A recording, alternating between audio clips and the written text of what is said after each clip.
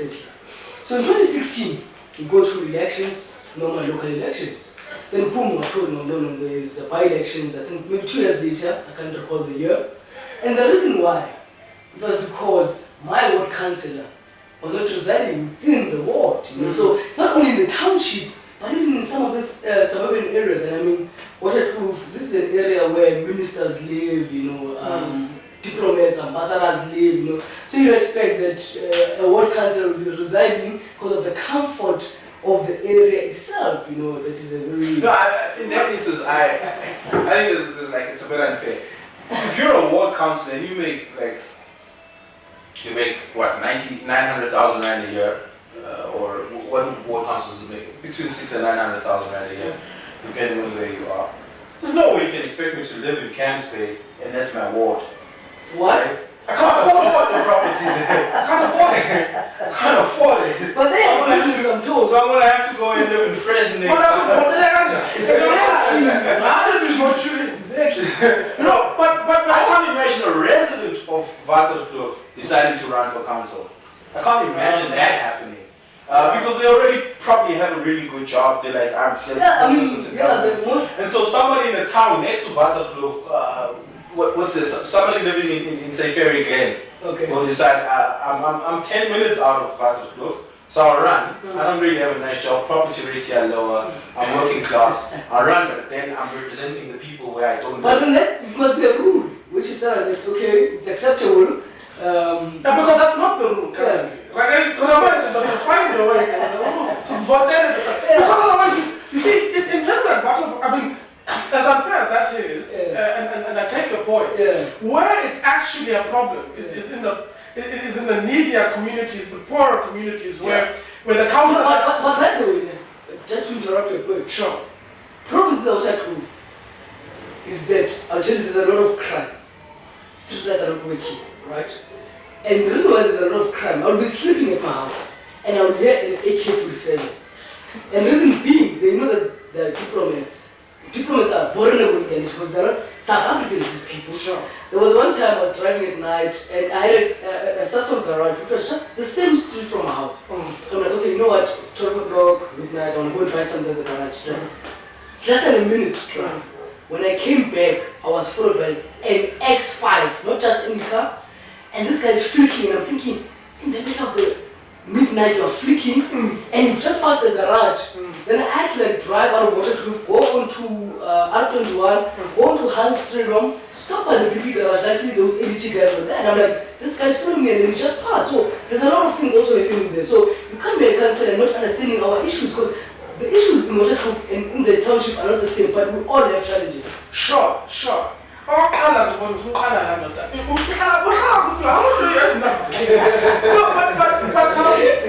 I take your point, and no, but even the converse is true. If I live in a low-income neighborhood, I live in a township where unemployment rate is. I'm from a township where unemployment rate is 70%. Most households are single mother households. It's terrible. If I decided to go home and become a ward councillor, automatically I earn 3-4 times more than the average median income of the neighborhood, right? The first thing I'm thinking is, where's the nearest suburb? Because I can afford to move out now based on what I'm earning. But there should be legislation to this effect. Absolutely.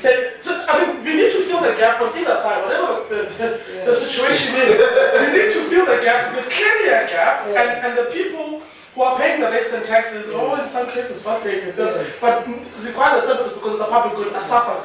And that's what we need to deal with here. We need to have a legislation that says, irrespective of which project which you make, you have a responsibility to stay in that space. Absolutely. And to deal with. Because I was just saying, I mean, I'm a single mother. And I've got a kid to put through school, I've got homework to do with this kind of day-to-day issues. Going to a taxi to get to work takes 2 hours of my life.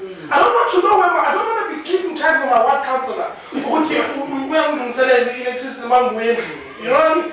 And so we need to be protective. You know, for 32 billion rands to disappear, according to the Auditor General, and for the Auditor General to say all of it was wastage, in actual fact, a country can run at local government level relatively well. There actually is no shortage.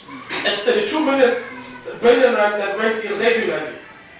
Is problematic for the person on the ground, because there's no need for people to suffer. There's no need for that person to go to the Mercedes-Benz. It reminded me of one minister. So we had a conversation, and this minister says, I went to one of the municipalities in the Free State. And she says, when I get there, this guy is the mayor.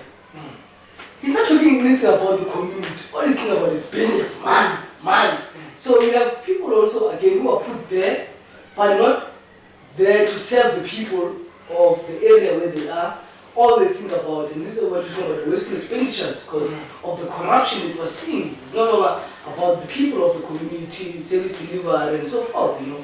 That's very interesting for me. One of my best friends is a victim of something of that sort.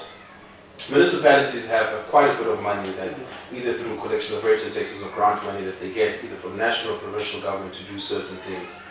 And a friend of mine is in the civil engineering space.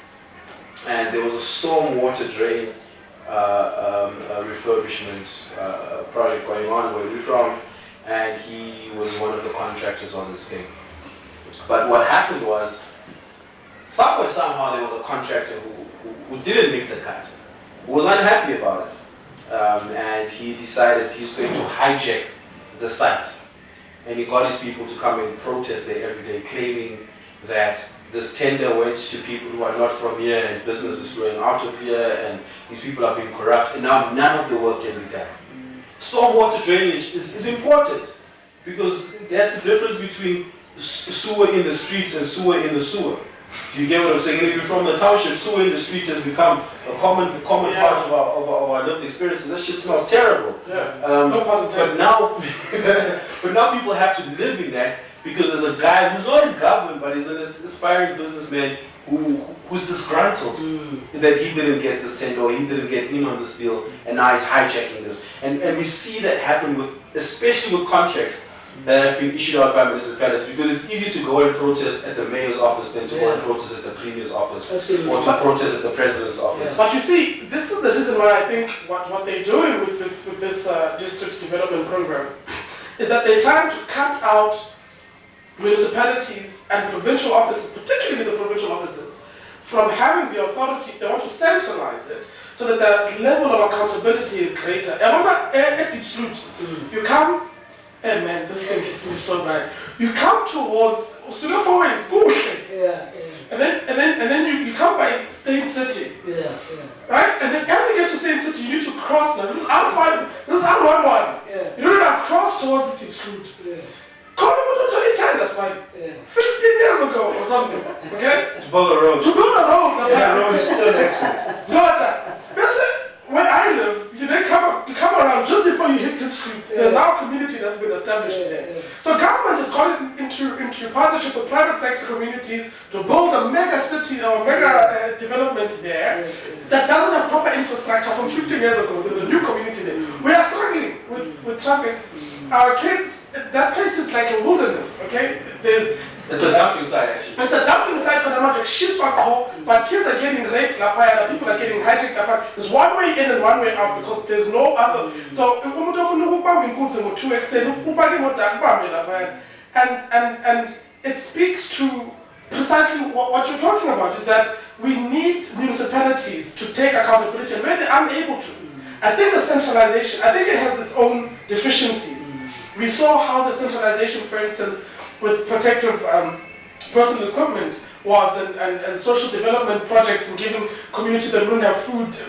We know what happened with centralization, but I think it's just so much worse that's going on with the decentralized manner in which municipalities are allowed to run. There needs to be some sort of a mixed autonomy and accountability between.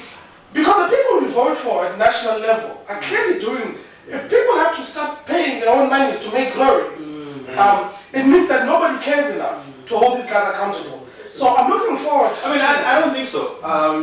Tshwane was without leadership for a long time, and they were held accountable by Lebogang Maile.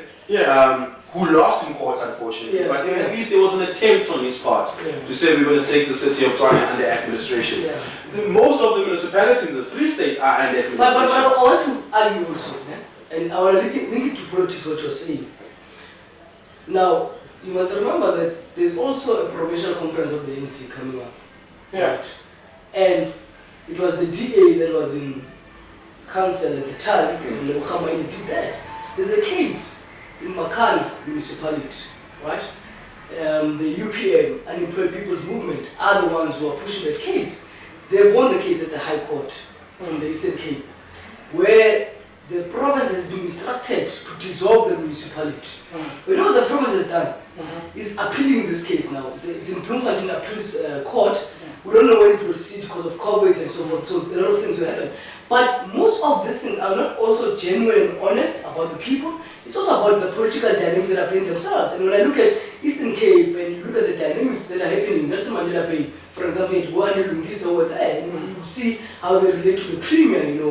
We have seen his statements publicly as he was going to prison and so forth. The thing that he was saying about the premier, the thing that he was saying about the Bloemfontein High Court. So the problem that most of these things are not genuine, they're always politically linked, because the same Makana municipality, you would think that the ANC in the Eastern Cape would be sober in their thinking and approach it about the people of Makana municipality. But they're looking from a factual point of view of that, okay, we need to protect our friends because we're going to a conference, and Gauteng is the same thing, there's divisions, and they're preparing for this provincial conference. I mean, this is an age-old problem when everybody that you're bringing up about. How do we divide and move away from, being a political party in government and being a government that was given a mandate by a political Absolutely. party? Right. So, I mean, we're struggling with this throughout every level and every sphere of government. And I'm listening to you talk. Yeah. And I'm trying to find Even the president struggles with that. 2 days ago, Ramaphosa was in Durban Oh, yeah. telling people that at a political rally,